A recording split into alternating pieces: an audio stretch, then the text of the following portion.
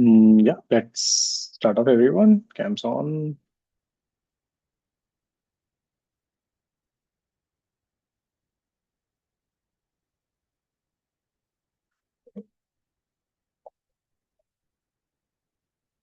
Great. Last thing that we have started with constraint motion. Great. Let's go ahead with a few more problems.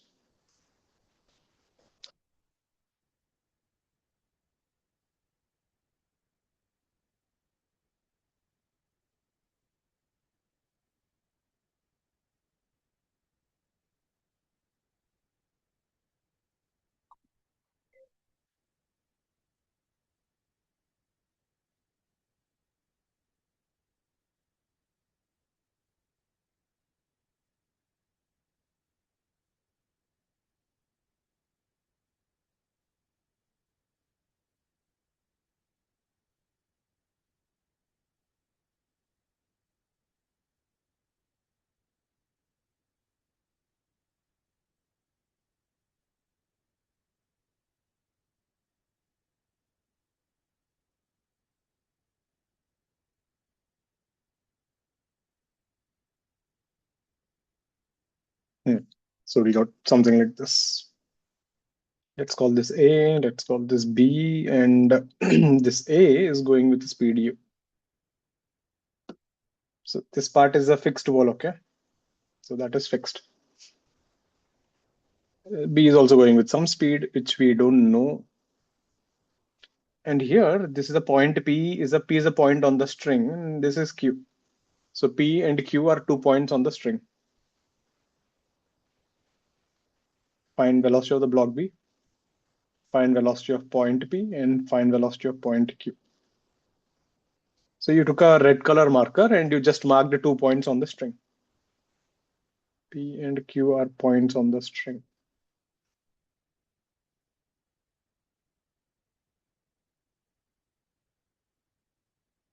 Let's hit this.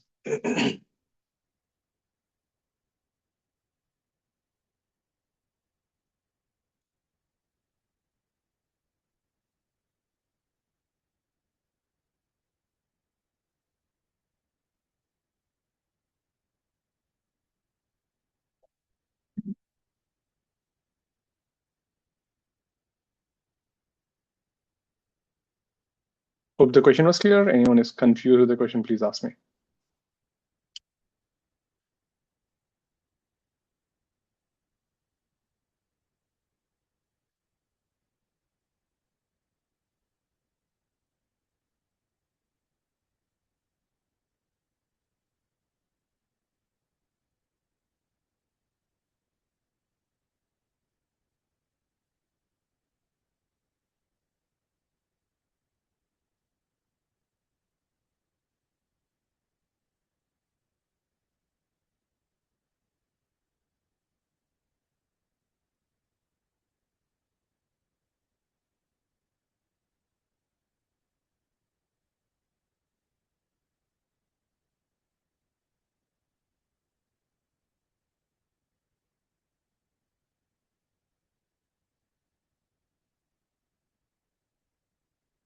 Any answers? Velocity of B. That could be still the easy one.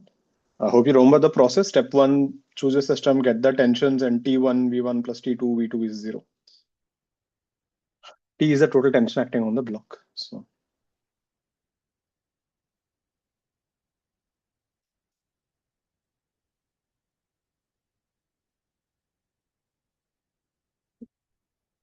find the velocity of point P and Q also. BB is okay. That I am not sure. That looks right, Ahana. Right, Karthik. Got the first part. Get P and Q.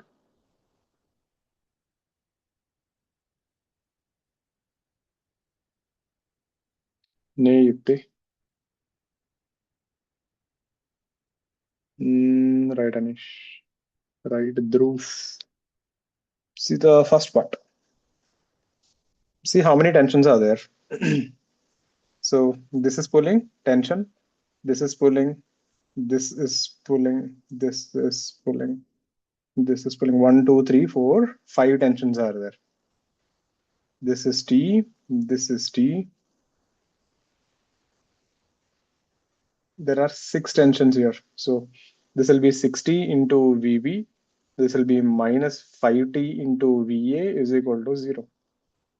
So VB is equal to 5U/6. Easy? You just need to see how many tensions are there. What about P and Q? How do you find velocity of that point in the middle of the string, P and Q?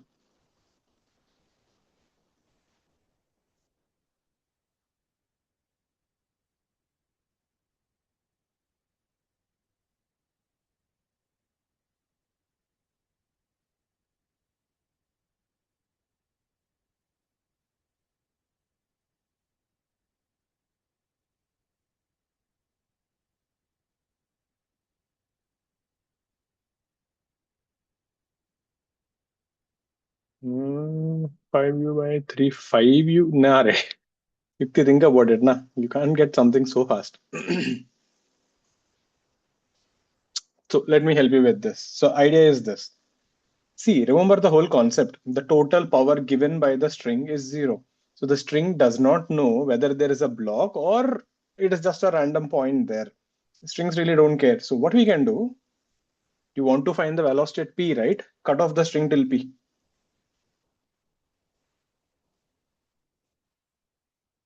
And assume there is a block here.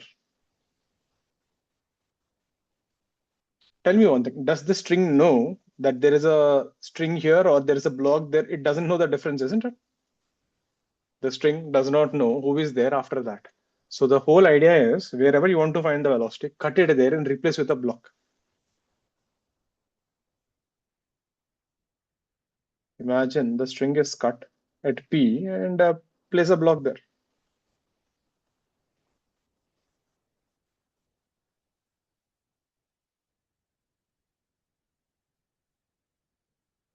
Because if you see the whole concept, right, the concept is the total power delivered by the string is 0. So the power delivered by this string, so after this, whatever is connected, the power is actually transferring to that.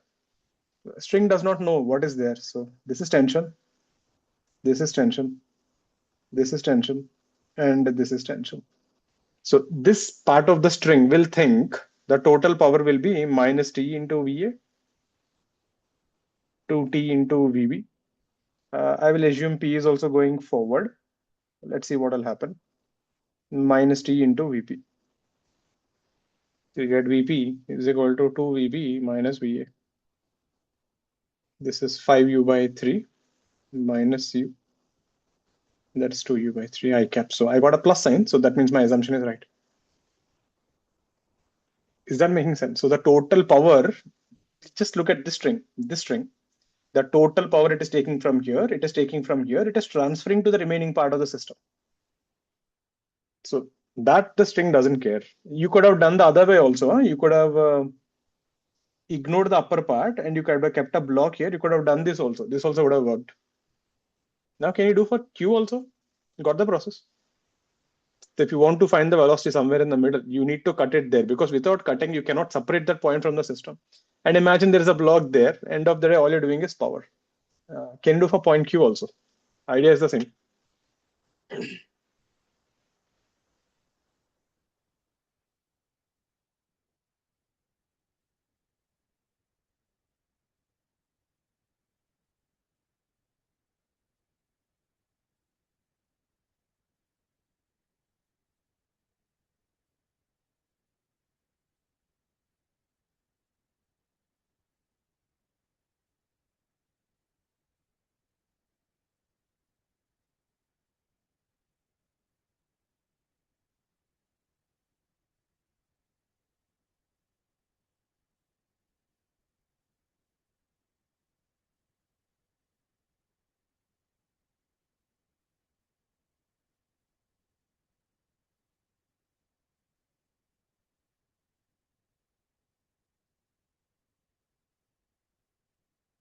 You can cut from bottom also. It doesn't matter. Like you can see, you have to cut it Q.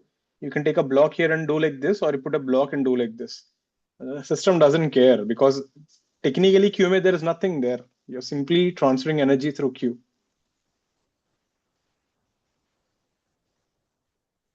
We are just putting an imaginary block, so it really doesn't matter.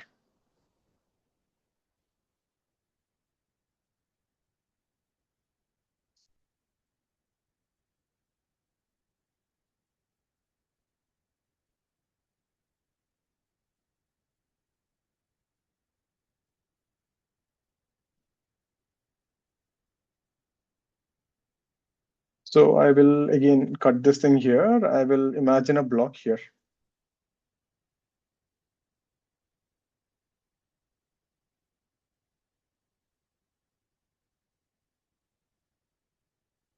Tension, tension. You could have taken the lower part also. You will get the same stuff. T and T and this is T. I'll assume Q is going forward. Minus 3T VA.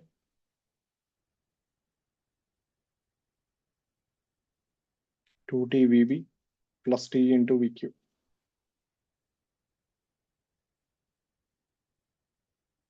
3 VA minus 2 VB.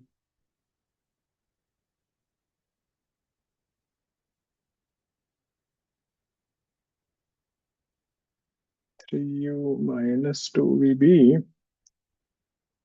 5U by 6 now, 5U by 3, 4U by 3. Clear?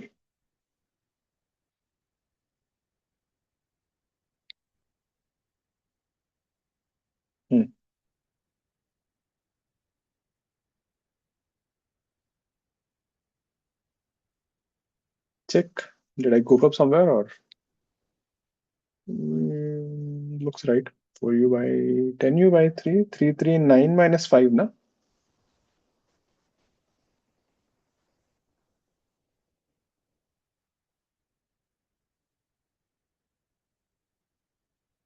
Clear, na? Got this?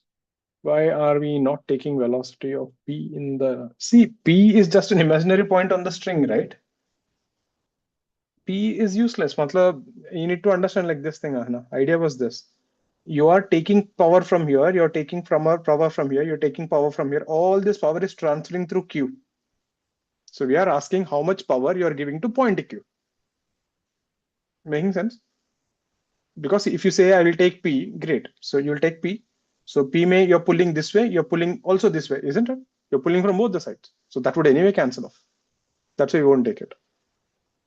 But when you cut it at Q, you suddenly made it into two parts. So ignore that. All clear with this?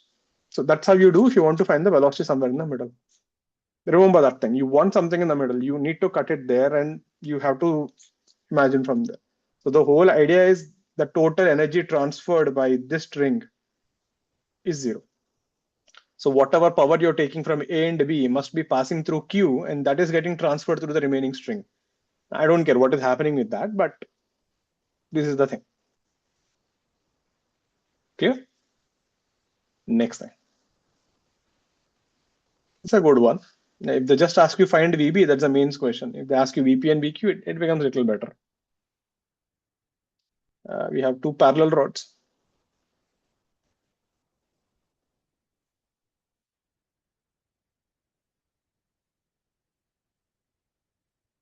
We have a point O here, which is a fixed point. We got a ring and we got a ring here, two rings here. And we have a string which is passing like this. It is attached here. So this is ring A. This is ring B. You started pulling this ring down with speed U, and this ring starts going up with a VB. We can assume this is straight, okay? I made it a little curved, but you can keep it straight.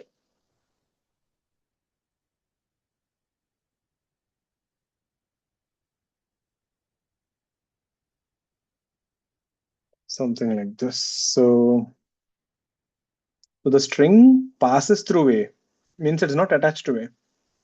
String passes through A and it is attached to B.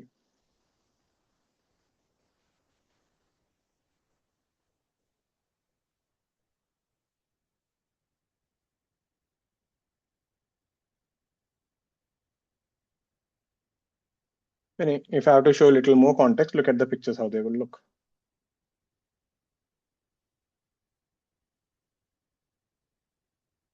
This is O. Initially, the ring is somewhere here, and this ring is here. This is how the string was there. Now, as you pull that ring down, this A will go here, and this ring will come here. This is how it becomes. You're getting how is the picture? So as this thing is going down with VA, and this guy will start going up. I hope you're able to see how is the picture is. So initially, A used to be here.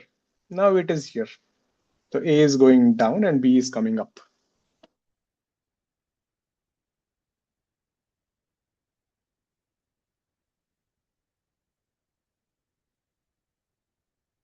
Yeah, find VB. I had to give you the angle. At this point, this angle is theta. You can assume the string is almost straight here, parallel to this. Is the whole picture clear, everyone? So we got two parallel rods and there are two rings on them. So the point of the string is fixed. The string passes through the ring and it is attached to this ring. So when you pull the ring A downward here, the string will become straight here. In this process, the ring B will go a little up, and then it becomes like this. So the string position is also changing. Find VB at this instant.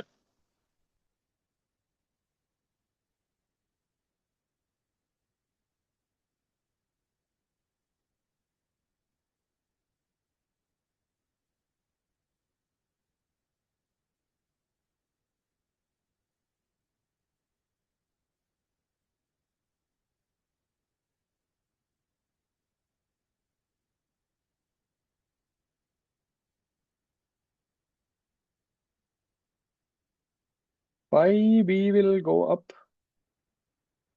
Think about it. Why won't B go up?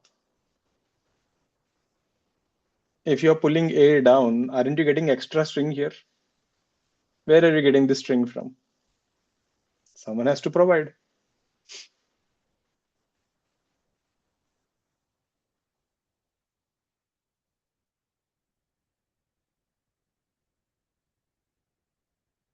Story is still the same. Don't look at the problem and get scared. Take ring A, ring B, find the tensions. And you know what happens if a string passes through the ring? We have done this question. Look at this thing. The string is passing through the ring. What do? We take two tensions, isn't it? If a string is passing through the ring, it is as good as two strings attached here. You can treat as two tensions pulling it at an angle.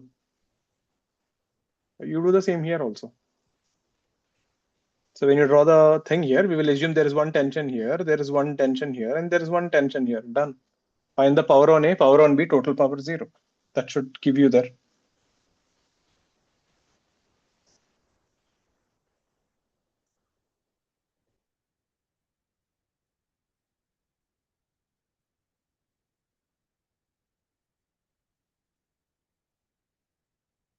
Right, Karthik.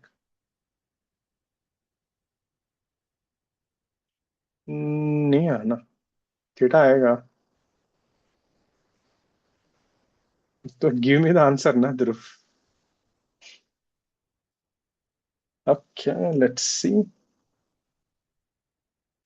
Yeah, this was easy रे मतलब the picture looks weird and all, but once you get that idea, right, the tension stuff, it is pretty straightforward. So how many tensions are there? So on this ring we have a tension, and this thing we have a tension, and this thing we have a tension. That is theta, and this is theta. So total power on A, if you look at the ring A ka vertical components, this was tension, this was T cos theta, and this was your U. For ring B, the vertical component is T cos theta, and yeah, VB going upward. So this would be T cos theta minus T into U plus T cos theta into VB is equal to 0. So VB will be U into 1 minus cos theta by cos theta. Make sense? You can divide this and you can write U into sec theta minus 1.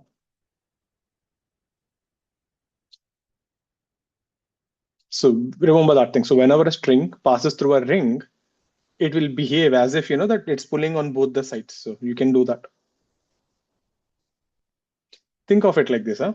If you're standing there, someone comes with a rope and puts it across you, and if they pull you, don't you feel like two strings are pulling you forward? So that's how the system works. If you have at an angle, it feels like there's a tension there. All clear with this process? This was your method 2, where we took the power due to the string and then we did all this stuff. Now, sometimes we notice, system as not only strings, but you also have normal reactions and everything giving power. So this will not give you proper answers. So method 3. Now, this thing is mostly how to visualize.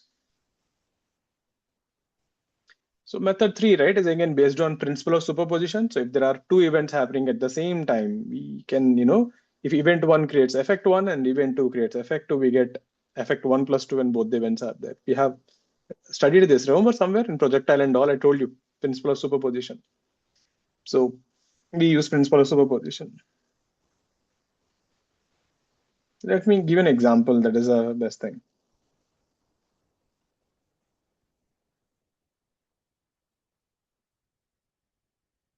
So what we do, right? Let's say if there are 10 blocks, right, and all 10 are moving. Don't look at all 10. It looks confusing. Let's move one at a time. Now, this will look a little silly, but it will give you a good idea there. Let's start with a simple example. So we have a block A here and we have a block B here. The two block example. Great. So technically here A and B will move at the same time, but let's say let blocks move one at a time. Which I know that doesn't happen in real life. But let's see what would happen. Let blocks move one at a time. Great. So let's start like this. So let A go upward by X. So when A is moving, B will do nothing.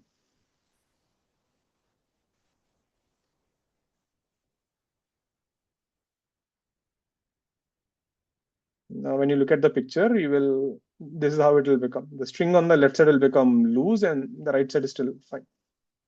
But because the A went up by X, you have created a loose string. The string has become loose by X.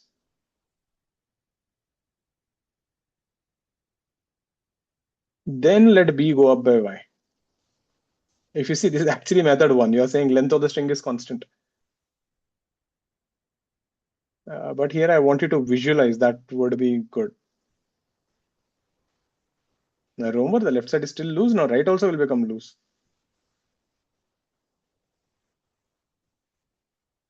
So this thing has gone up by X and this thing has gone up by Y. So the total loose string is X plus Y. But tell me one thing, can there be a loose string? No, string can never be loose. Therefore, it has to be 0.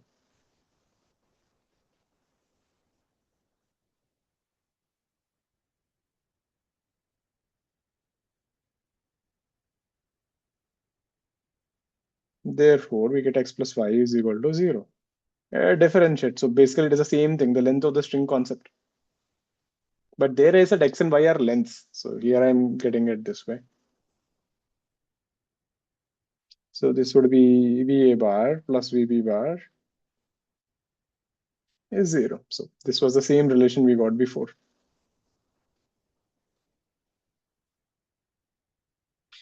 Clear with this?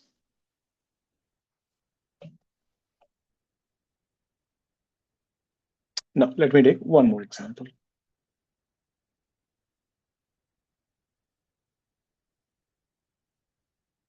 What happens with a pulley?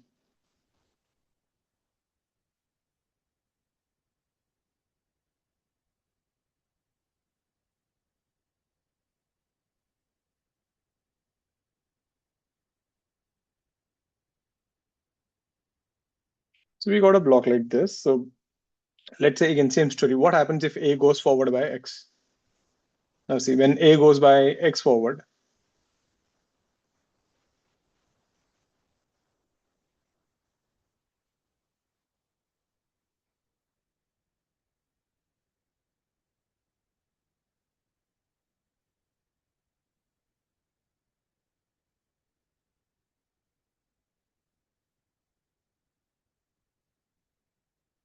again, this is just has to do with visualization. Look at this point here. Look at this part and look at this part. So the question is, if the pulley has also gone by X forward, what happened to all this string here? All this shaded part here, isn't the string become loose? This string becomes loose.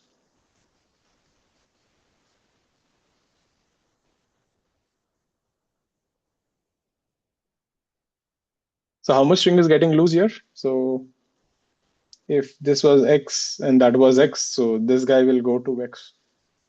Kind of makes sense. Can you visualize that?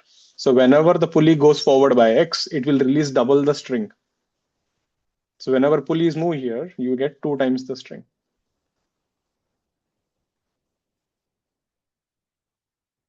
When OA goes right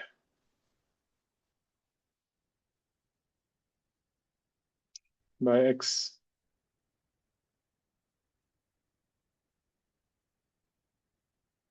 string becomes loose by 2X. Right? And all this loose string has to go somewhere, so B takes it.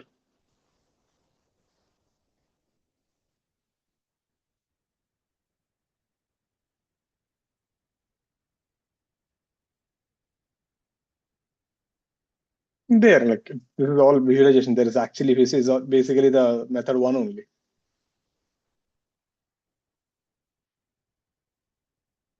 All got the logic there?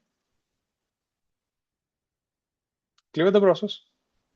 Let's see a question on this. That's it. That's method three basically. You can just see stuff and you can see how they're moving and you can figure out from there. So when to use this and when to use method two? Simple way to remember is this. In a system, if you find only strings and pulleys, use method two. That is the best thing. But if you find the blocks are getting pushed because of normal reaction, use this. Look at this question. You'll understand. So we got a pulley here. We got a pulley here.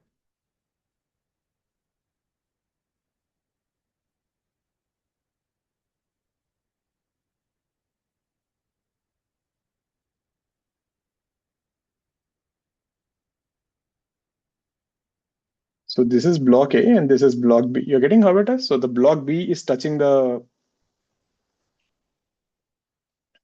this is a rod.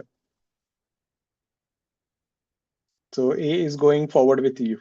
Find velocity of B.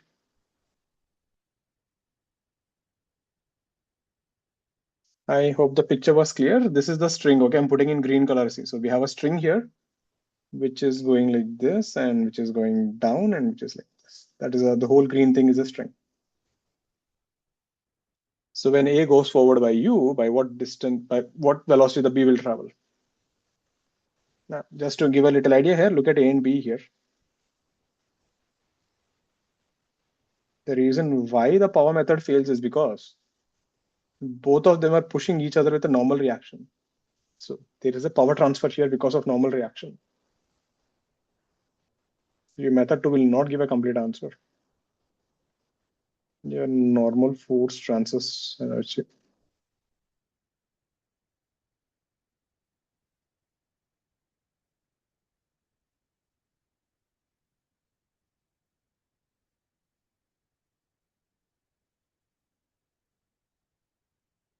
Hmm.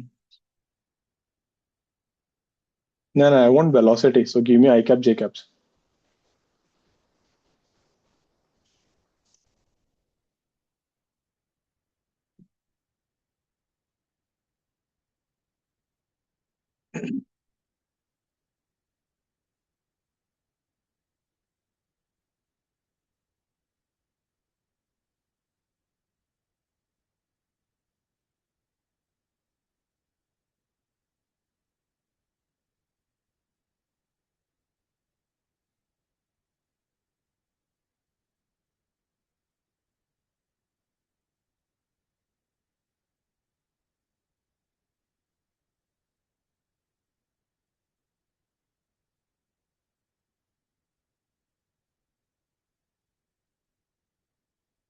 Right, Karthik.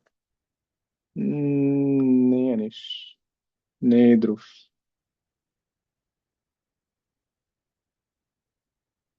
Let's see what would happen if I use the power method, okay? First, let me show you the problem, and I'll show you the power method what happens. Look at this. So when you see a system like this, right, what you do, you just draw the picture. If it had moved little forward, how will the picture look like?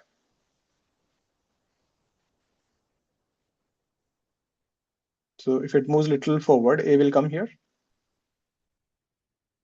This pulley would be here. B would be here. These right side pulleys are at the same place. They will not move. This is how the picture will be. Now look at this.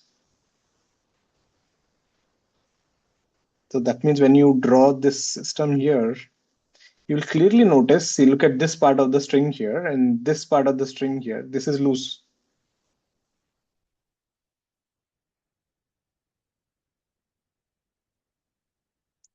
So here, two things happened here. The string became loose, and on top of it, even B went X forward.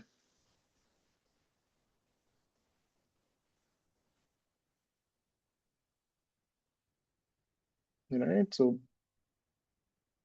maybe I can draw it a little more backward for you to see.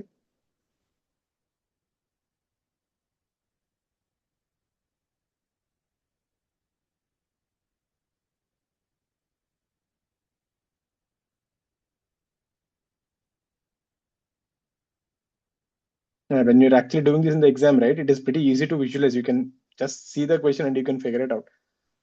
Since I'm drawing, it looks big.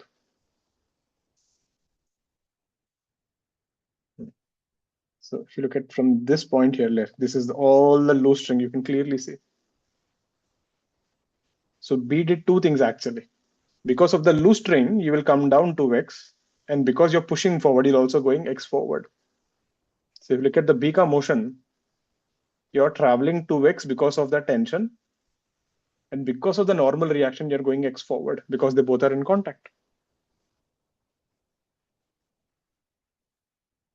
So every time this thing goes x forward, this thing goes because this is due to the loose string 2x and x is due to the normal reaction. Is that making sense? So that means if you actually use the power method, right, you only get the 2u there. So extend this. So velocity will be u downward and this will be 2u. So velocity of B will be u I cap and minus 2u j cap. Is that clear, everyone?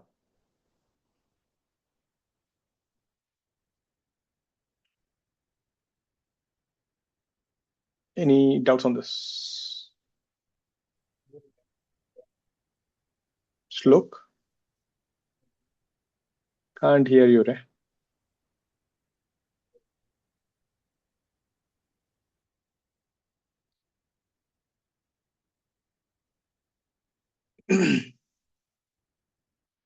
Can you explain? See now, when I move this forward, how much string is getting loose? Do you guys agree this part and this part are getting loose?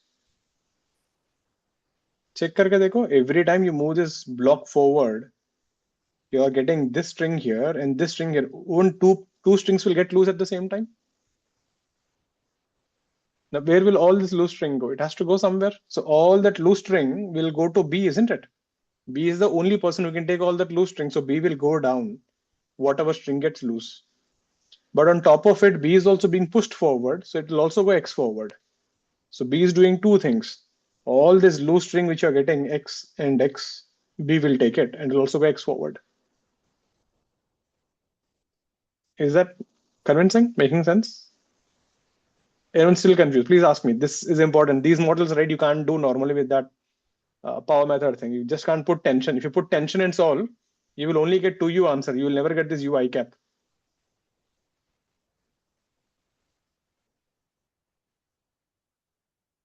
Will B move in vertical? No, B will go in a straight line. Na? Dekho, ui minus 2a. This is actually going in a line, isn't it? Dekho, I'll draw the picture if you want. So initially, B was here. Okay? Now when this thing has gone forward, B is here. So if you look at the motion of B is actually traveling like this. Got it? Where this distance was x and this distance was 2x. So B is actually going in a line. It's not going in circle. Is that clear, everyone? This is how the motion is. B is going at an angle. So you can find that angle also. Tan theta is 2. And the speed would be what? Root 5 mu. That is your speed if you take I cap, J cap. Any doubts on this? Clear? Let's see one more like this.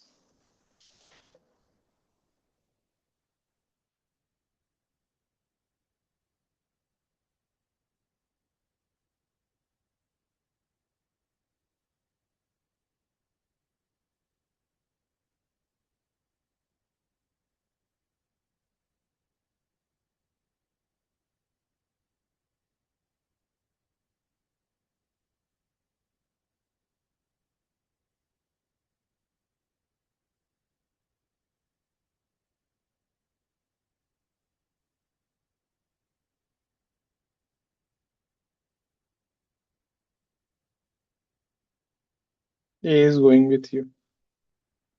Find VB.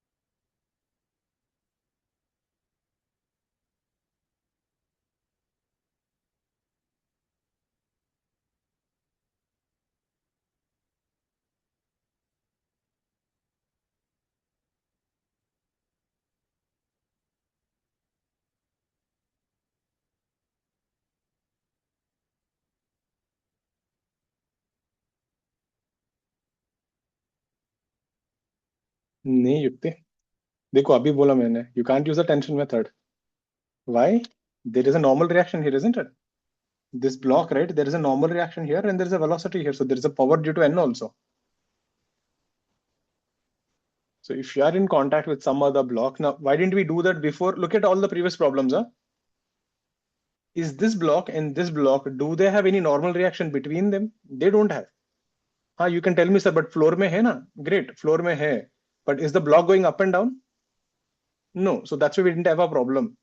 So look at every problem we did before. They're all strings, strings, strings. We never had issue with the normal reaction. But here, both the blocks are touching each other. That's the catch. Again, so visualize. Let's push this thing a little forward. Picture कैसा दिखेगा? ऐसा हो जाएगा ना अभी. Now see how many strings are getting loose. So this pulley will be here, this pulley will be here, this pulley will be here. See how many loose strings are there, see how much it will move and figure it out. This is actually a very fast method. Like you can actually see the question, you can tell the answer without drawing a picture. Yeah, if you can visualize.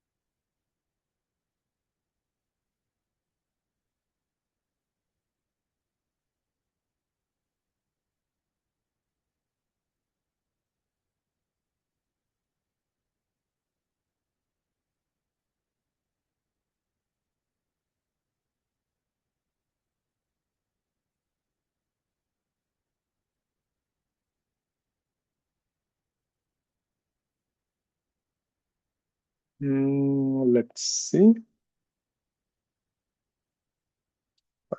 Karthik. Okay, let's see the picture there. So let's push it a little forward here.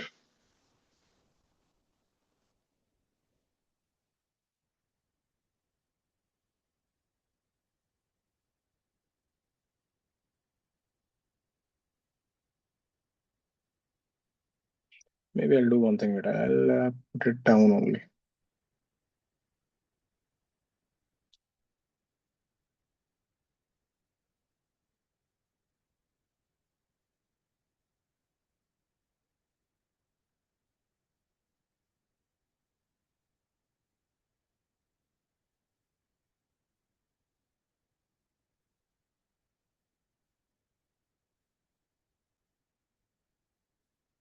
The wall will be here only.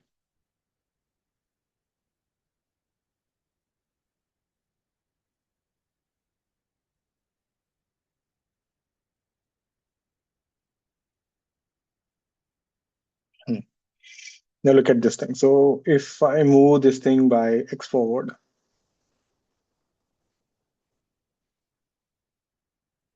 look at what happened here. This string became loose. This became loose. Basically, all the strings were missing, isn't it? If that thing had gone, what happened to all the shaded strings? This is gone. Now see, here, there is no problem here. When this thing goes forward, isn't this length still remains the same? That sixth string will not get affected. We are assuming the B is stuck to the incline, right? So basically only the 5 strings are getting loose. And on top of it, this thing must have also gone X forward. Is that making sense? Why the sixth one we don't take? So now you tell me. So if this was X, X, so every time A moves by X, this block B will go X forward because you're touching the incline, and you also go 5X downward. Is that making sense? So two things are happening. Imagine you're stuck with the incline, meaning you're just stuck to this position in the incline. Then all this loose string will go to B only, isn't it? And on top of it, B will also go forward by X because they're going together. Any doubts on this?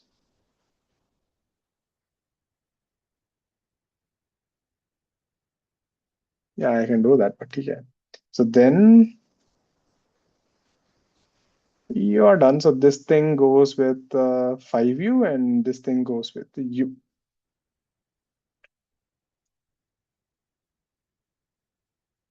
And this angle was theta. So this angle was theta.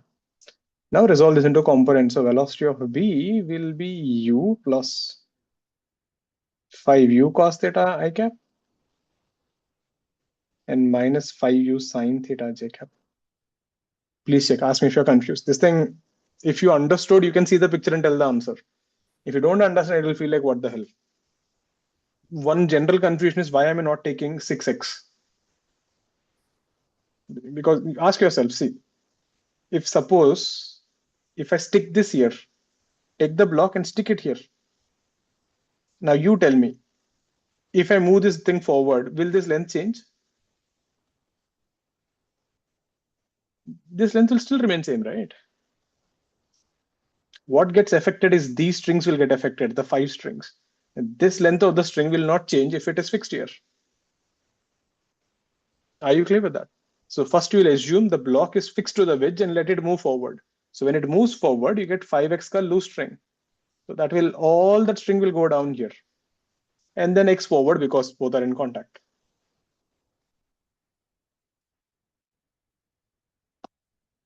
Any doubts on this picture? Have a look at this. Ask me if you are confused. It's a good one. It looks scary and all, but if you can visualize, it's pretty easy there. Let's see one more. Now these things you can't use that power method. You won't get this answer. If you use power method, you'll only get 5u. There is one more way to do. Go and stand on the wedge, relative velocity. Now what will happen? You will think you're at rest, but the wall will come with you, right? The wall will come with you. So tension, tension, tension, tension, tension. So that is 5TU. This will be tension and this is VB. So we get VB is equal to 5U, isn't it? This is the velocity with respect to the incline wedge. Then you have to bring it to the ground frame. So this is 5U going down and this is U. You'll get the answer. You can do relative velocity also. But you'll have a problem. If 3 to 4 things are moving at the same time, then it starts getting confusing if you use relative velocity. But that is also a way to approach. You can stop the incline, then the wall will start moving. Let's see one more.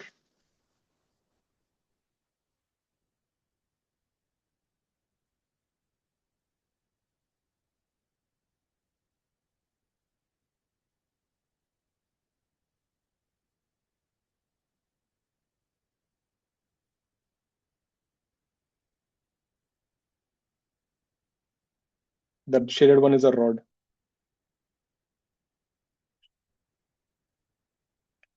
This green one is a string.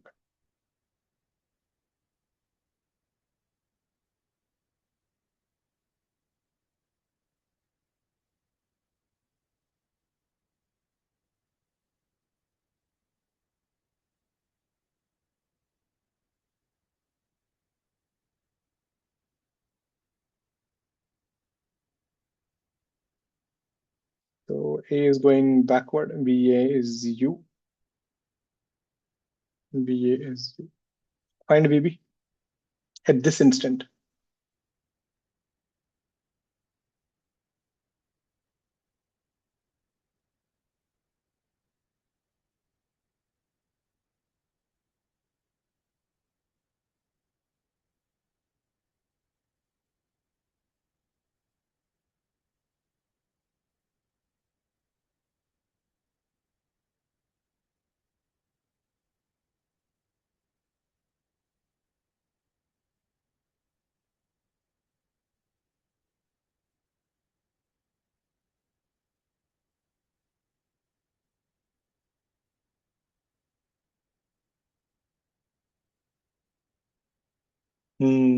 Right. Second one is an interesting thing.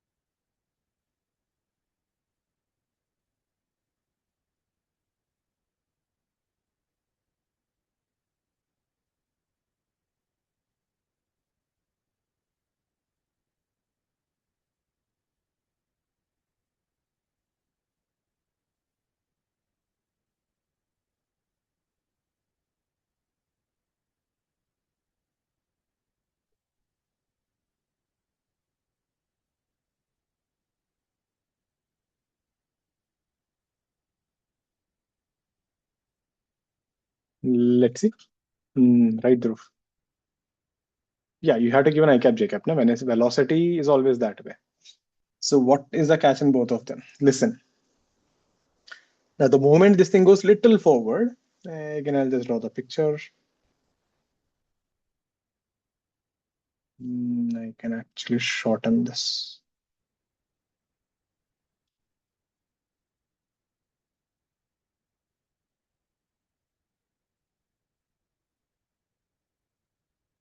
You will notice clearly, see. So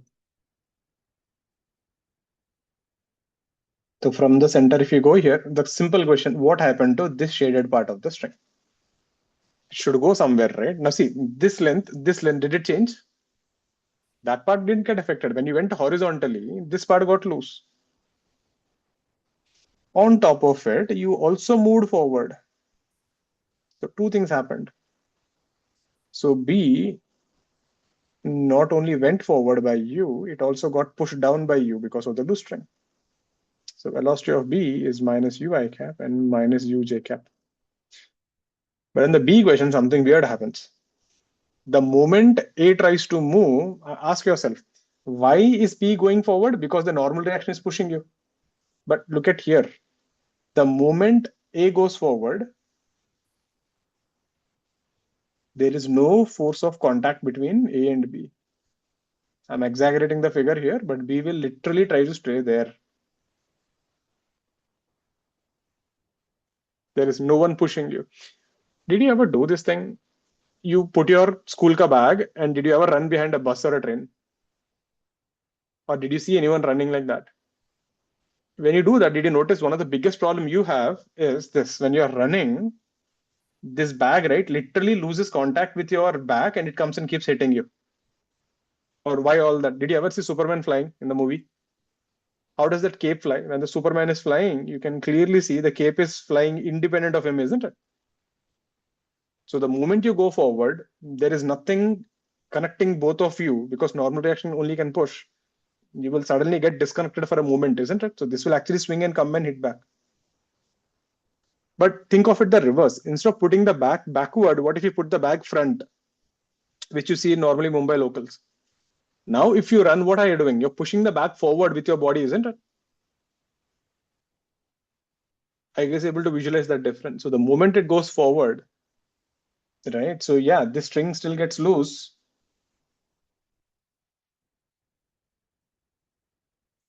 This part of the string will still get loose. So that story is still valid. You will go down, but there is no contact there. So there is no horizontal motion. That's the reason I said at this instant. That was the question. If I give you a little time, it would actually swing and we can't solve. So there is no horizontal motion because it loses contact.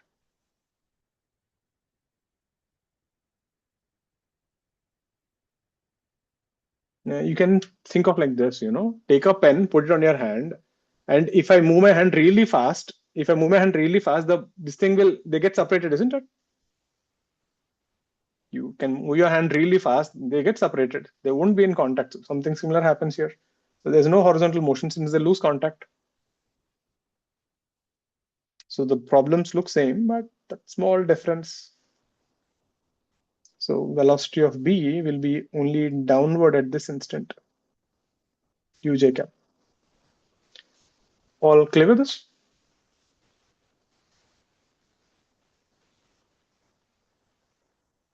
Let's see one more.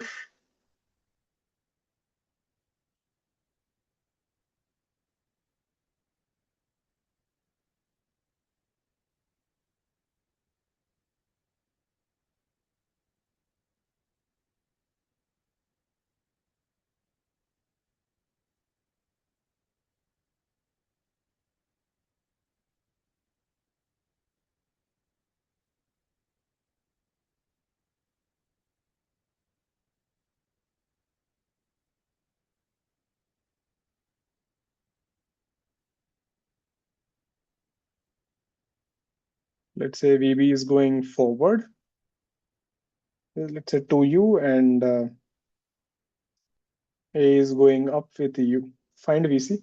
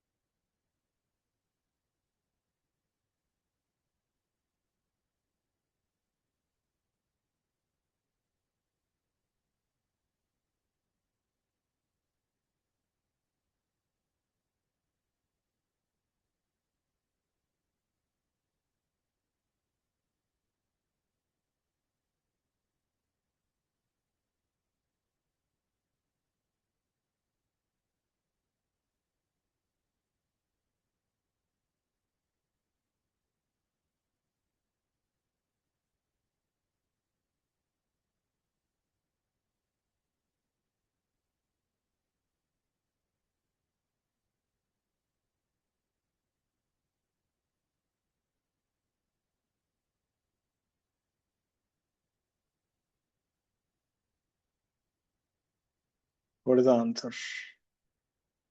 So again, if you look at here, A, B, C, all are moving, right? So you move one at a time.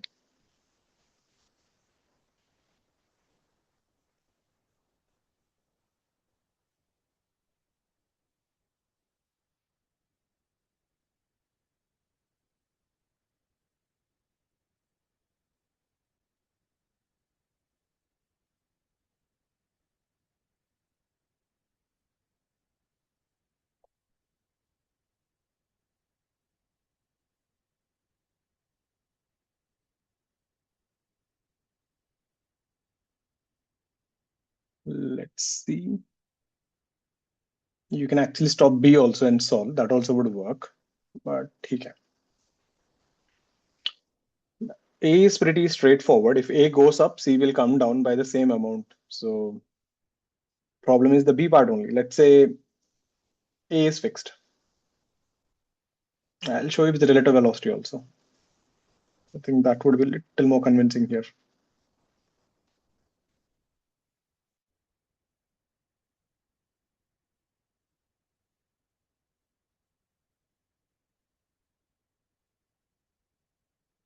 So let's move one at a time. So let only B move.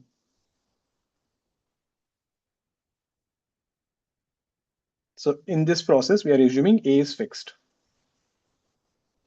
Only B is moving. So next moment, what would happen? So this part of the string is anyway not moving. Now, if you go little forward, yeah, this would be little confusing here. I think stopping B is a better idea.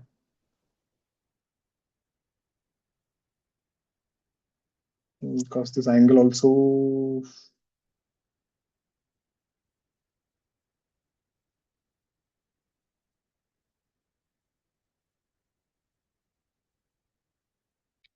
Okay, think of like this. Again, we are assuming C is also fixed at the same point, okay?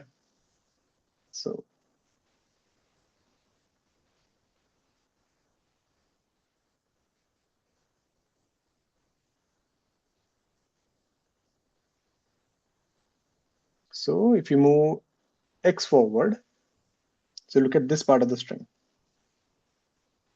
So this was X. And this was that extra string you got. Because whenever you're moving, you're increasing it hypotenuse wise, isn't it? And this is theta.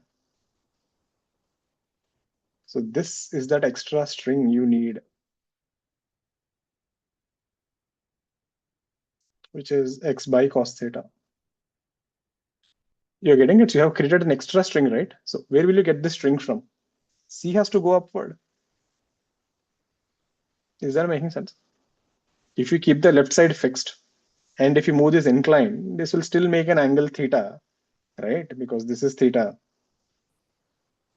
So it's like you can assume as if, the string simply got stretched by X by cos theta because you're moving horizontally by X. Is that clear? Any doubts on that part? We will stop it. That's a better option. I'll show you. And the second part, let only A move.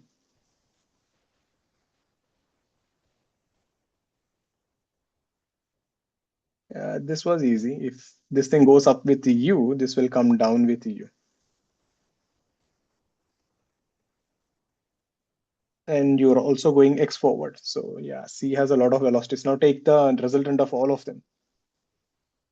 So you're going down with U. This is because of A. And you're going horizontally with 2U because of B.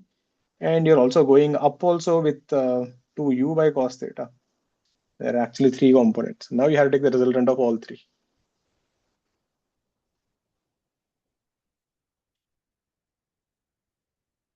See, whenever B moves, two things are happening. You're going forward and you're also going upward.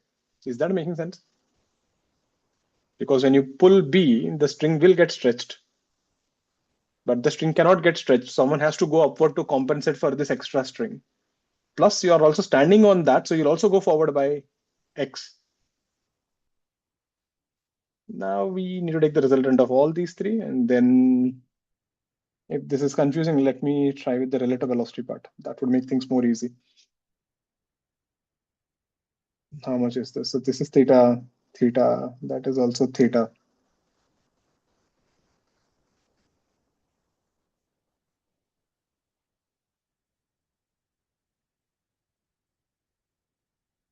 The velocity of C would be 2u plus u cos theta minus 2u cos theta. Interesting, 2u got cancelled.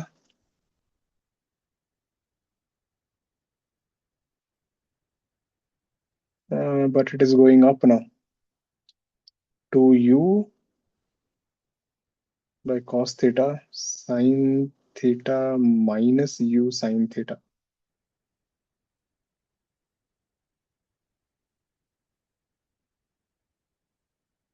Wow.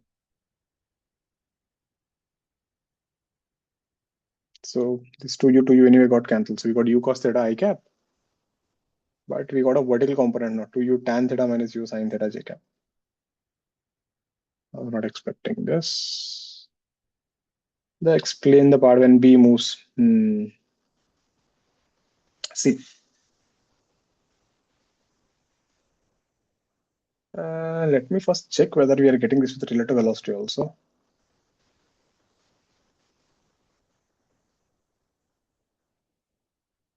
I just made up the numbers in this picture.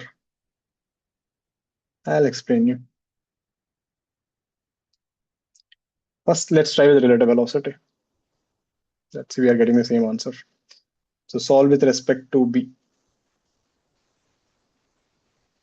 Now, if you stop B, then suddenly the question will become, this will come to rest.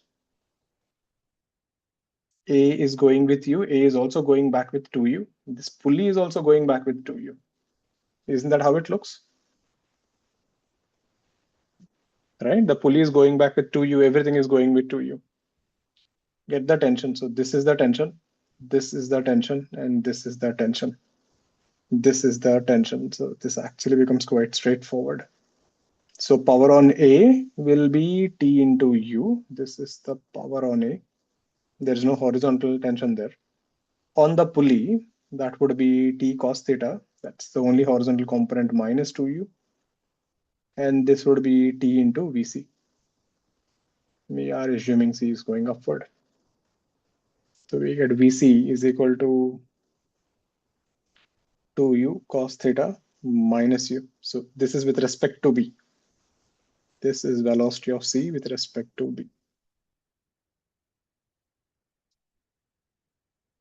So if I write this in the vector form,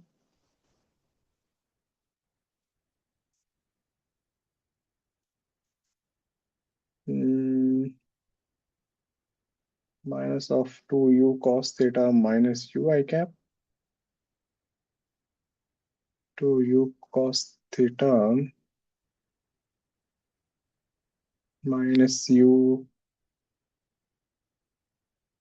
sine theta j cap.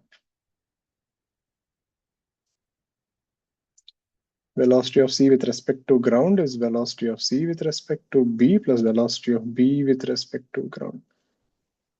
So we need to add 2u back again here. I think we are not getting it.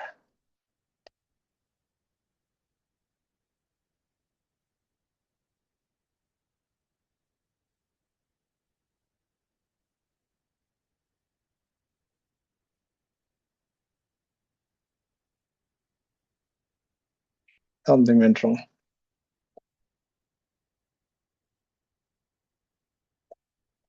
Chalo, let me check this out once. Take a break, come back by 9:45, and I'll show you this thing again. Let me check something we are messing up, I guess.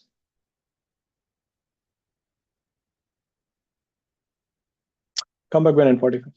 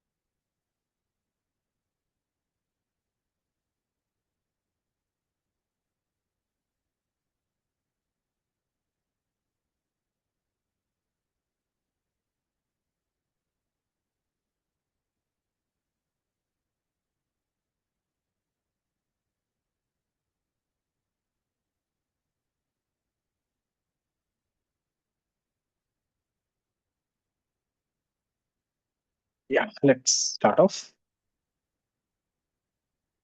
The problem is with the question actually. The diagram I have to change because when it goes here, the block would become like this, so the angle won't remain same.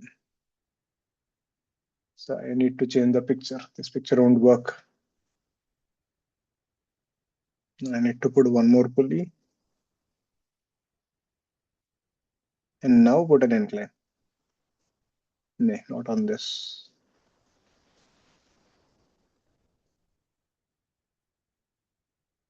Put the pulley on the incline. Now the string will remain parallel. That was the problem.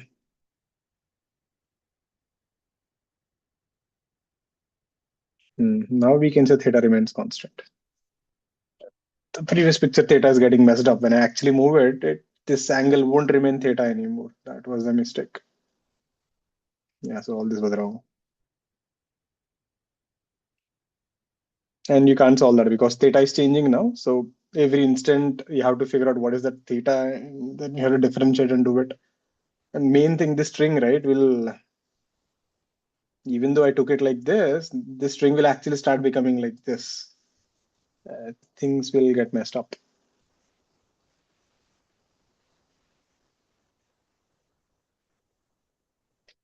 Yeah, try this thing. I'll give you a minute. This is a better one. So this pulley on the incline will keep the string parallel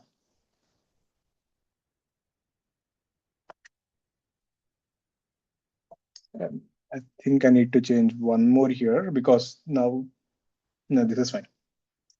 Try, give it a minute.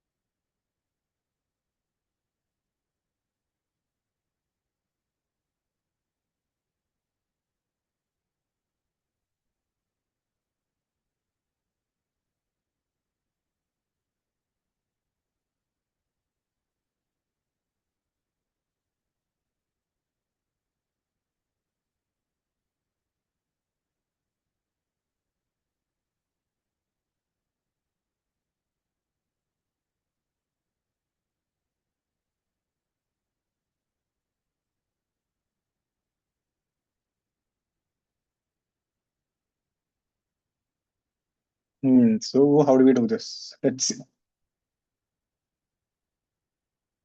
I mean, roughly if you have to see, right? Think of this thing. You can see this and tell if you understood. Every time this thing goes up by u, can I say C will go down by u? Is that easy to see? I mean, in the exam, this is what I expect you to do. If this is going with you, this will come down with you. Straightforward, done. Look at this guy. Whenever this thing goes forward, the pulley will remain here, but this extra string which is coming, that should come from somewhere. So this thing has to go up to you. Is that making sense? Whenever this incline is going forward, you're creating an extra string to you here. So that has to come from the block. So yeah, if you want me to show, I'll show it step by step, and then you're done, and you're also going forward. That way it is pretty fast to do.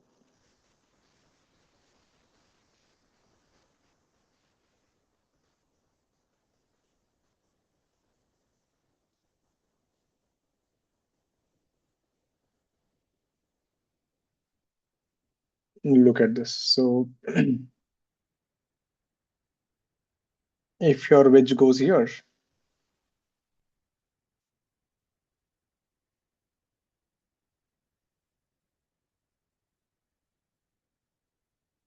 simple question. If the pulley was here, where did you get this extra string from? This was the extra string. The only person who can give this extra string is because A is fixed. We are assuming A is not moving. Let only B move. Then we can clearly see the only one who can give you this extra string is C. So this has to go up by 2u. Is that clear? This part is clear. If I pull the incline towards right by x, then this has to go up by x.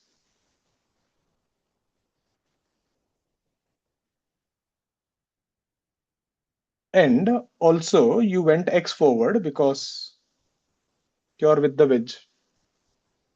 That means whenever the wedge is moving, this block is doing two things. It is going up by 2u. It is also going horizontally by 2u. This is because of B moving. Any doubts on this picture?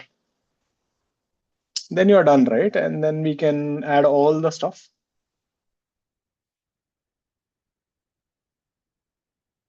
So C is going down.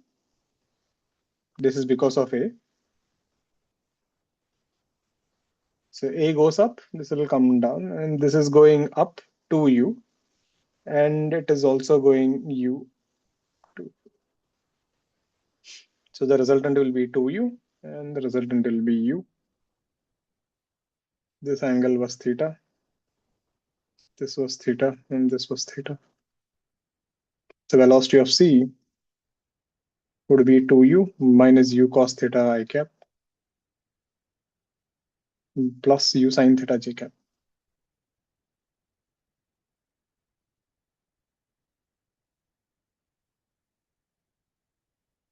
Is this clear, everyone? So whenever B goes to the right, this string will stretch here. So this has to go up, and it will also going forward with 2U and 2U. And whenever A goes up, this will come down by U. So just add all of them and finish off factorially. Is that logic making sense? Ananya, clear with that? Ahana, Anish? Confused, please ask. I know it can be a little weird, but these things, right, there is, you can stop it and do, but yeah, but this is faster. If you can visualize, it is faster. Let's see one more like this. That should make things more clear. Check it out. Try again on your own, right? And do ask me, even in the next class, you ask me, at least get it clear. These things can be confusing, but once it clicks, it's pretty straightforward from there.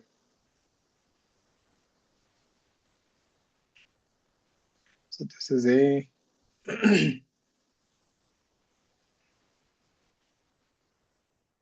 This is B.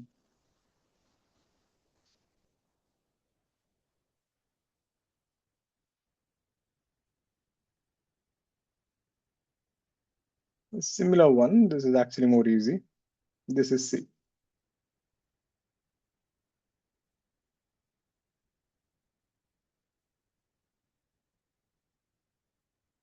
Let's say VA is 2 meter per second. VC is 1 meter per second. Find VB. I hope the picture was clear. The B is a block inside the gap.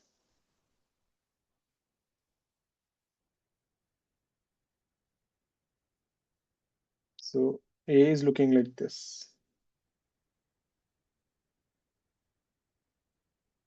And B is a thin horizontal block. So you kept it inside and you connected a string.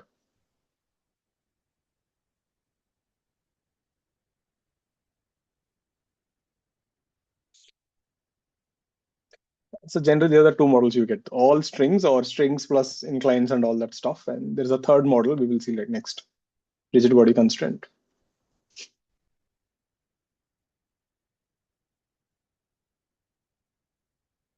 Meaning, ask yourself, suppose if A is not moving and C is coming down, what will B do? B will go up. Then second part, what if C is fixed and then A is going to the right? Then what will B do?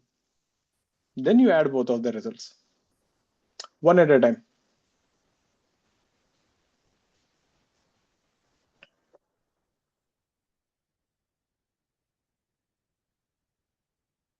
Okay, our answer.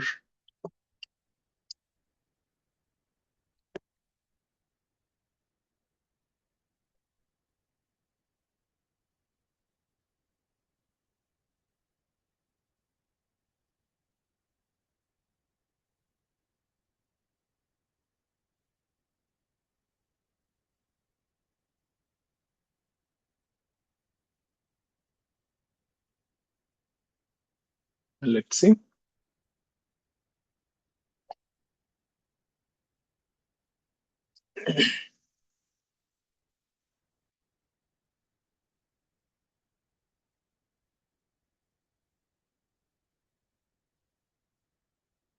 That's something like this.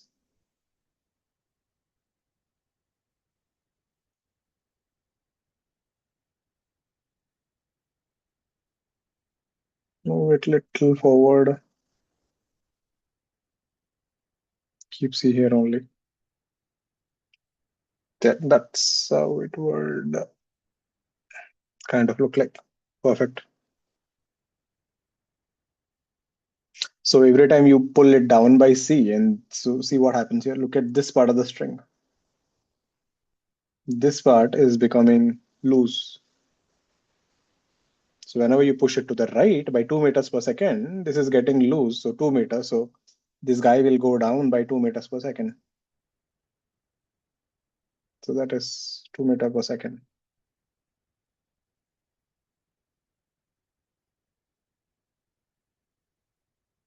So see what is happening with B. So whenever this thing goes to the right, you will go VA, and you'll also go down VA. And whenever C is pulled down, you will go up VC. Basically, these are the three velocities you have. And you're done.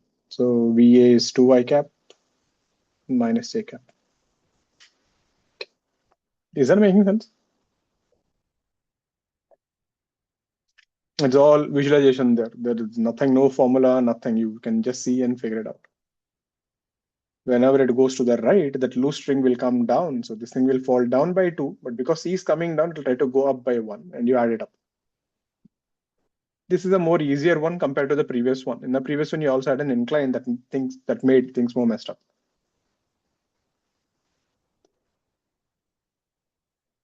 All clear with this? Clear, Shreya? Yukti? Tanmay? Sumana? I know, it's like, told you now, once it clicks, it clicks. Then you'll start seeing things, you move one at a time. This is what I'm saying. Exam में इतना नहीं करेंगे. Exam में if I do it, I'll do like this. Okay, this is coming down with 1. This will go up with 1. Great. C का खत्म हो गया. A will go towards right. Whenever it will go right, ये string loose होगा 2, so it will come down by 2. But you're also touching inside, so you'll also go 2. So 2, 1, done. that you can just see it on the screen and do it manually. Like, there's no need to write anything.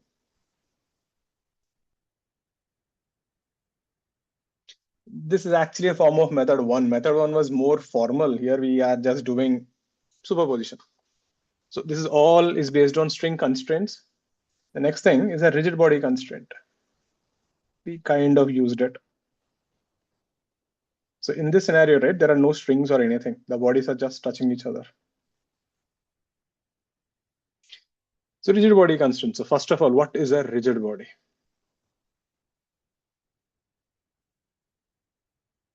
Rigid body is hypothetical. The simple definition is this: the distance between 2 points remains constant.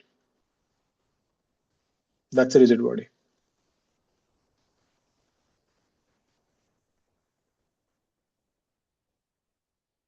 Looks pretty simple, but it's a very powerful statement. The distance between 2 points on a rigid body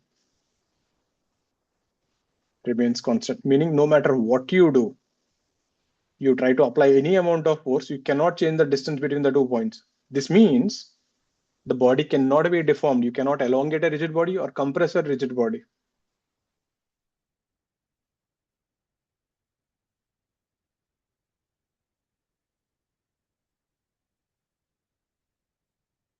Meaning no matter how much force you apply, it will never change its shape.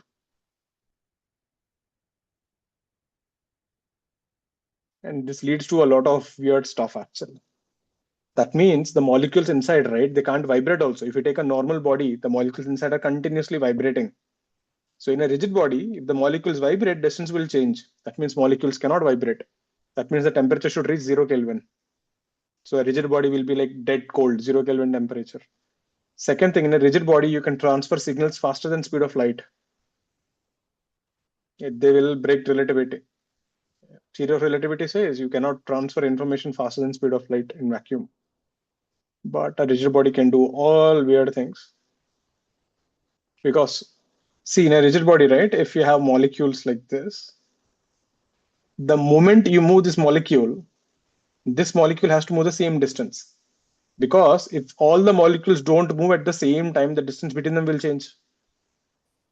That means if I take a really long rod from Earth to Mars, and if I push it here, the rod at the Mars will move at the same time, instantaneous information transfer. That can't happen. Normally, if you try to talk to Mars, right, it takes 15 minutes for the signal to reach.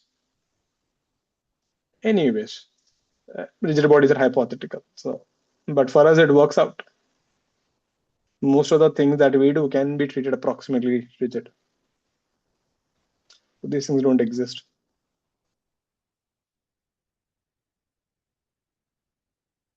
Great. That's it. That is only one statement. No matter what you do, the distance cannot change. Now, because of this, something happens. So let's say if you take a rod, let this point be A, and let's say A is going this way with velocity VA, making an angle theta A. And let's say this is point B, it is going this way, VB with theta B. You might think like, oh, how can things go like this? These kind of velocities are possible when a body is rotating and translating. So when you have a body is rotating, they can have these kind of velocities.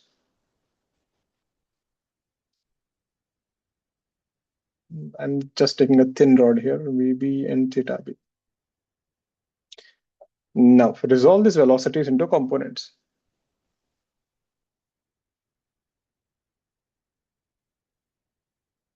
This will be VA, cos theta A, VA, sin theta A, VB, sin theta B, VB, cos theta B. Now look at the options here.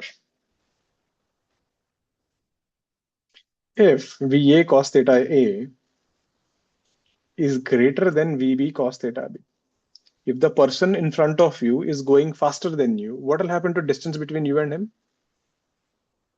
Increases, right? So if this happens, then the rod elongates.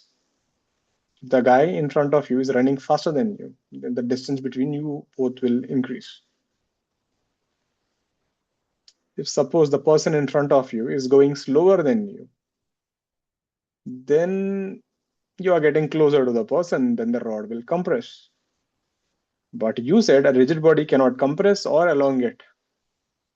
So then there's only one option left. You can't be greater, you can't be less. Therefore, you have to be equal.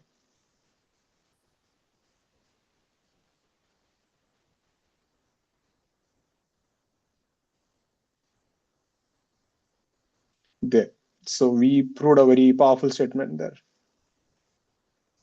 So if on a rigid body, if you take 2 points, the velocity along the line joining them must be same. What about the sine theta components? They're useless. We don't care about them. We do care about them in rotational mechanics, not now. But is this idea clear, everyone? So you can take any random body now. So if you take 2 points A and if you take 2 point B, and if you join these two, the same thing. So if this was your VA and this was your theta A, this was VB and this was theta B. So this component here, VA cos theta A and VB cos theta, they have to be equal.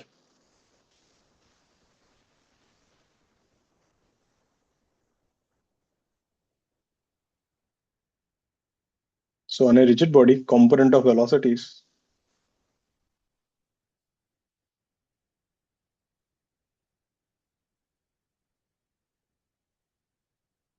along the line joining 2 points must be same.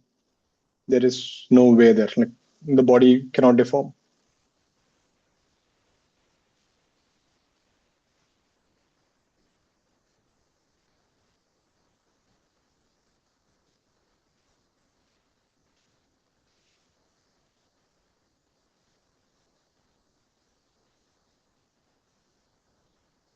So you can also say relative velocity along the line must be zero. So if the velocities are same, the relative velocity is also zero. And this leads to another important point. That means if two rigid surfaces are touching each other, if two surfaces are in contact, velocity along the common normal must be same. So what is a common normal? Let me show you that also.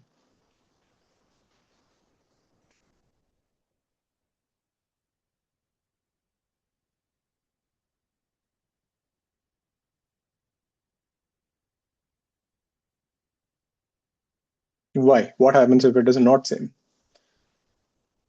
For example, let me show you. See, for spherical bodies, it is pretty straightforward. Any line passing through the center is a normal. All these are normals.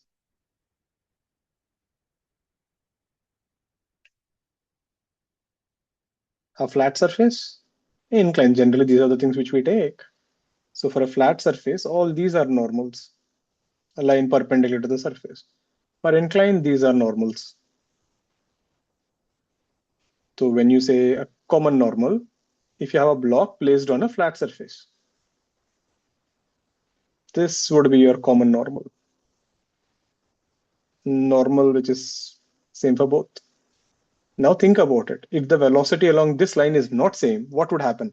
Either this block will leave contact or this block will go into the earth. You cannot have both. So they should have same velocity. So the velocity of the floor and the velocity of the block must be same.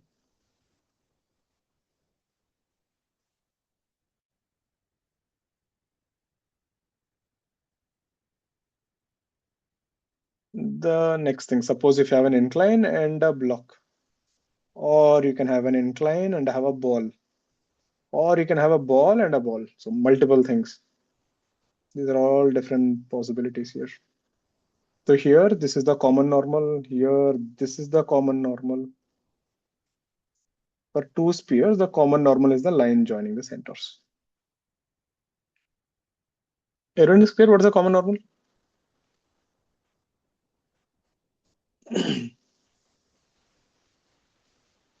Any doubts on this? There, this is your rigid body constraint. There's only one concept. If two things are touching, the velocity along the normal must be same.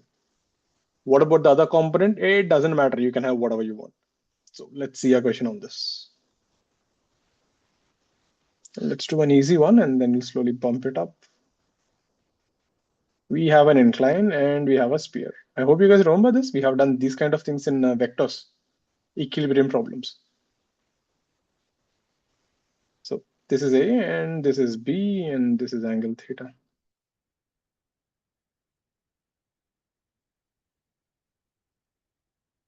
So A is going back with U. This is B. Find VB.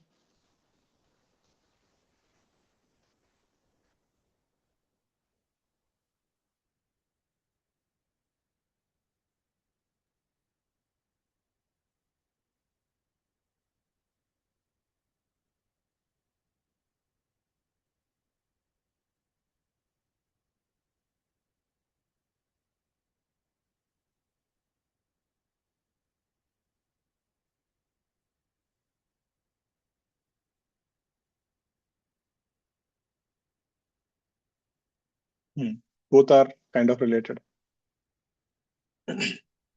So here the wall is fixed. There C is also moving.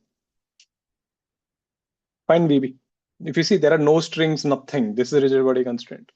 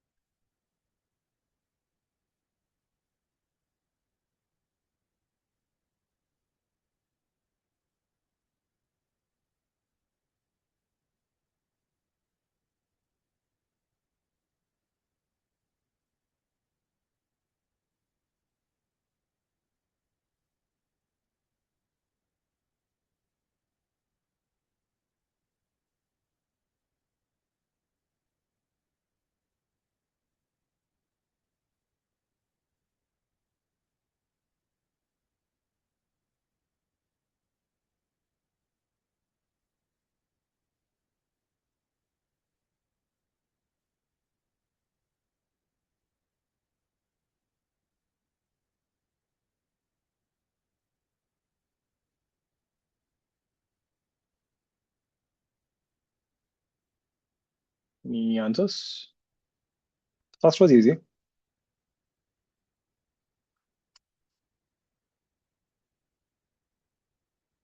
I'll help you with the first one. See.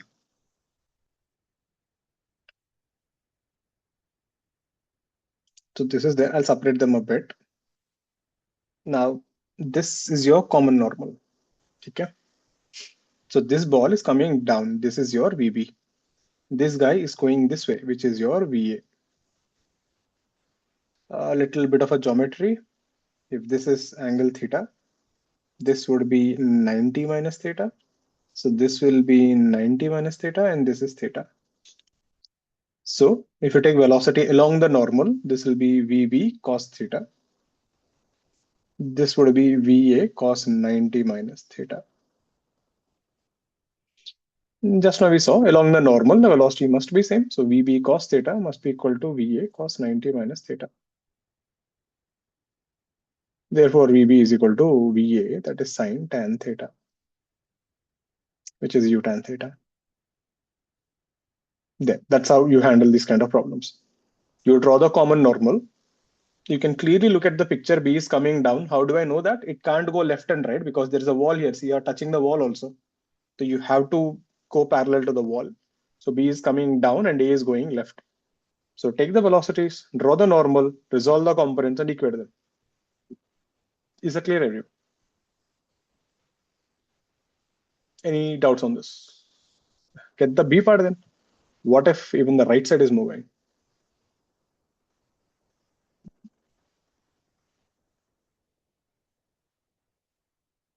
This is what do you mean by, surfaces in contact?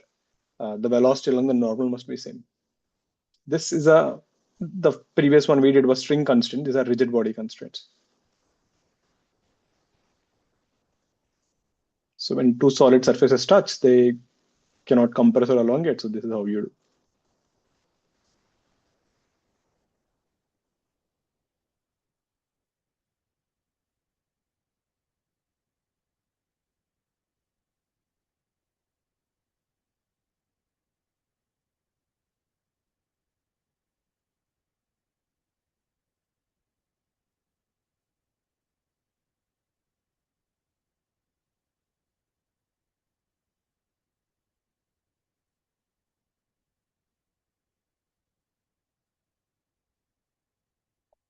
Look at the B part. The easiest way to do, look at this problem. In this thing, the wall was at rest and A was going, right? Now here the problem A is going, C is going. So if I want to convert into this problem, all I need to do is stop C, isn't it? Stop C. If you stop C, this problem looks exactly like problem A.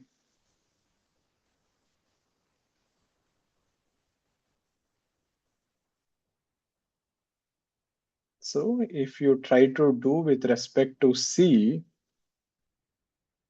the picture will become like this. So a person is standing here. He will think this guy is going with 3U. This looks similar to part A. Now the C became like the wall. And just now we proved if you're going with 3U, this VB will go with VA tan theta. So velocity of B with respect to C, because observer C is looking at this, is minus 3U or minus VA tan theta j cap. This is what C will think about B. He will think the ball is going down with 3U. So velocity of B with respect to the ground frame is velocity of B with respect to C plus velocity of C with respect to the ground frame. But your C itself is going towards right. So minus 3U tan theta j cap plus 2U I cap. Is that making sense, everyone? There, with the relative velocity, you get it. But let's say click nahi hua, relative velocity use karna hai. Then what? Then we have to go a little brute force, but this is how you do it. The first question is, I don't know how B is going anymore because it's messed up. Like both the things are moving. So this is how we start an assumption. Let B go with Vx and let B go with Vy. This is how you start the assumption. Now here we have two common normals. This is one normal and this is one normal.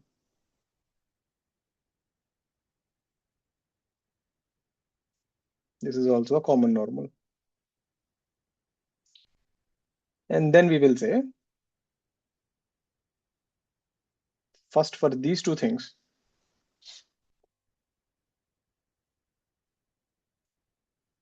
this was your common normal.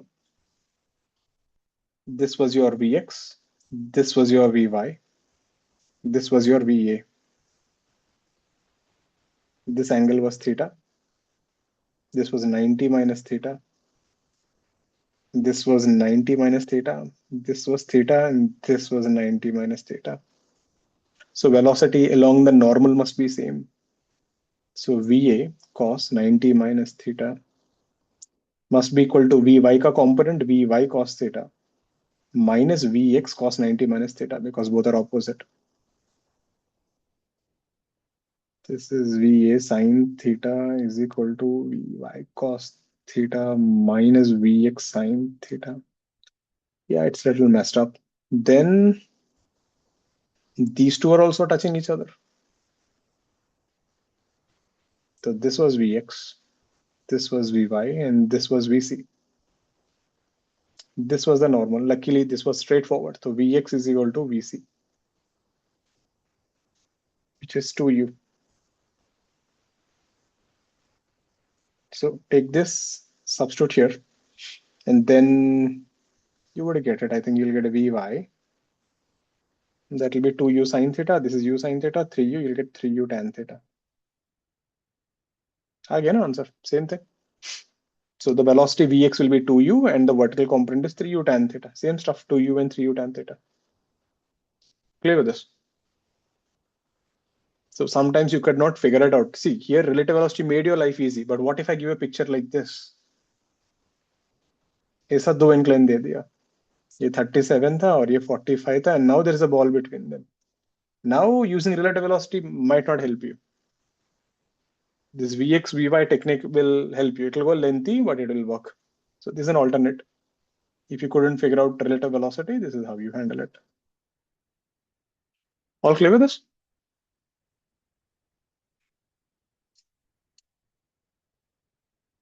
Let's see a question based on this.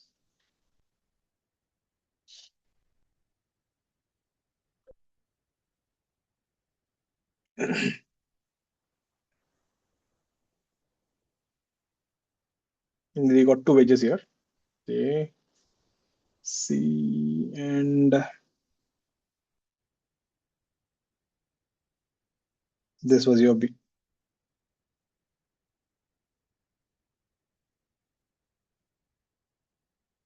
This was 37. This was 45. VC is going with 10 meter per second. VA is going with 5 meter per second. Find VB. Assume they're always in contact. B is always touching A and C.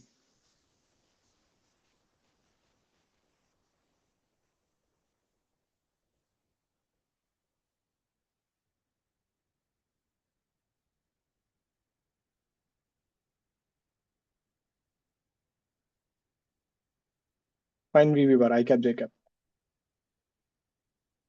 Now here you can, when you see, right, you don't get a feeling like, how is this even going? You don't know. Fair enough. Put Vx, Vy and start. Can you show the relative velocity method page here? Because if I stop C, I will think A is going with 3U. And since B and C are touching each other, I will think B is just coming down, isn't it? Then this thing looks like part A, na? Doesn't this problem get converted like this? So we can use that result directly and finish it off.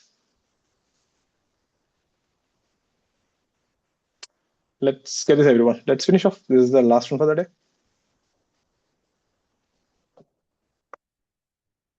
So you all are having holidays or online classes, rainy season. So no, they should give you monsoon holidays, right?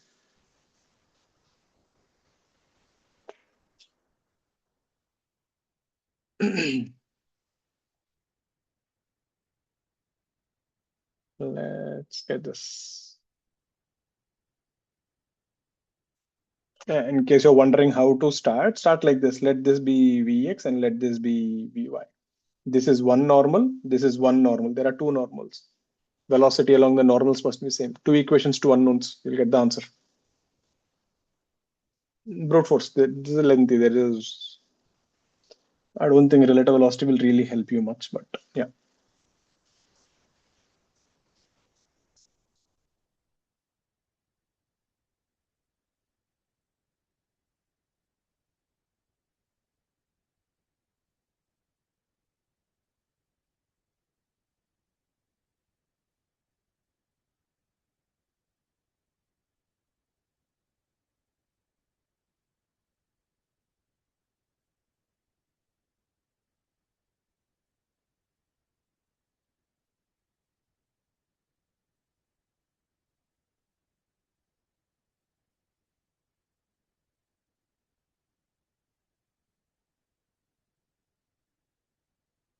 Get the equations. At least get the equations. If you got the equations, it is done. I'm more worried about the equation, the plus minus signs, whether it is cos, sine, angles, they matter.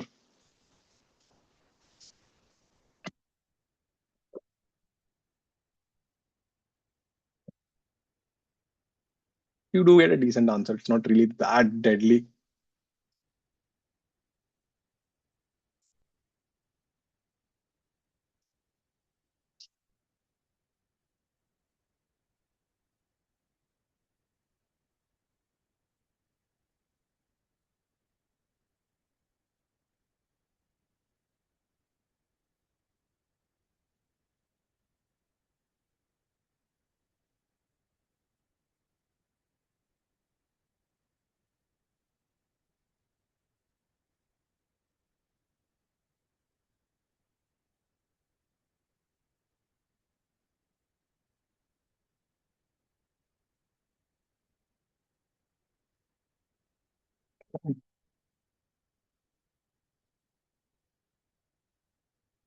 So let's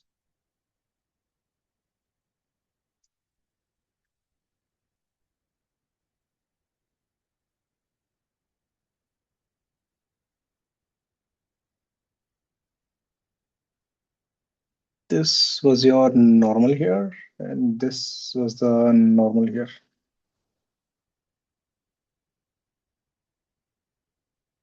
So this was your Vx, this was your Vy. This is your Vx, and this was your Vy. This is Va, and this is Vc.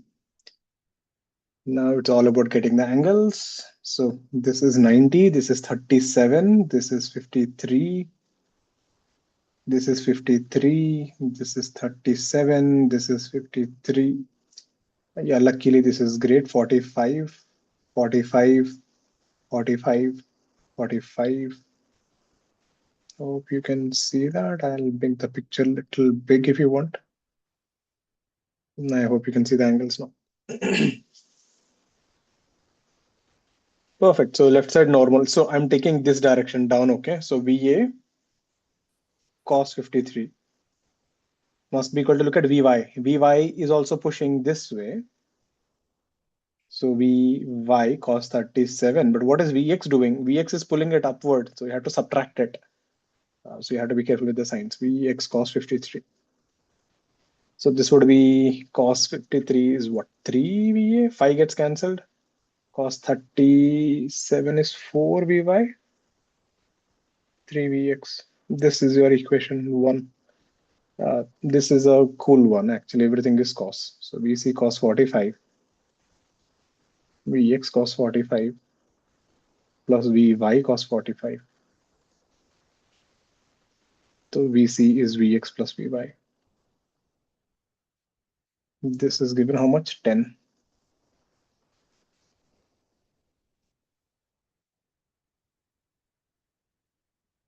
This is Va is 5.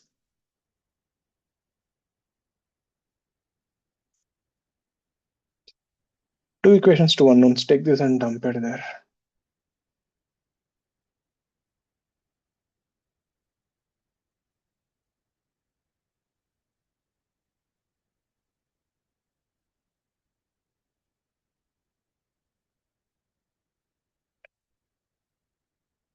Take it and put it this thing here. 4 Vy minus 3, 10 minus Vy is equal to 15. That is 7 Vy 45. Vy is 45 by 7. Vx will be 70 minus 45. 35 or 25? 25 by 7. Yeah, that's your answer. So velocity of B will be 25 by 7 I cap, and Vy, I took it down, so it is 45 by 7 J cap. Please check the equations. So once you got the equation, it's just a matter of solving that. So when you're not sure how it is traveling, take Vx, Vy, because any velocity vector can be resolved into two perpendicular components. Since you're touching 2 points, you have two normals, you get two equations. I hope this concept is clear, everyone. So whenever two solid surfaces touch each other, if they're rigid bodies, along the normal, the velocities have to be same. That's your main thing about rigid body constraint. So next class, when we catch up, we will do maybe 1 or 2 more problems on this, and then we'll go ahead with second part, free body diagrams. Like I said, the two major things in NLM is constraints and free body diagrams. FBD is not really that tough, so that shouldn't take much time. But after that, we'll start off with the major things. Problems and all will start. So we are still at the introduction stage. Okay, with that, we are done for the day. I'll see you again on Wednesday. We'll continue from here. Last class, I did send you a small sheet on constraints. I'll send you one more today. You can try it out. So we did almost 15 questions. So do try them once. What we did today were some good ones. Okay, with that, we'll wrap up for the day. So any doubts, anything else in the class notes, anything else, please stay back and ask, or else you're free to leave. I'll see you on Wednesday, 8:30, same time. So take care, stay safe.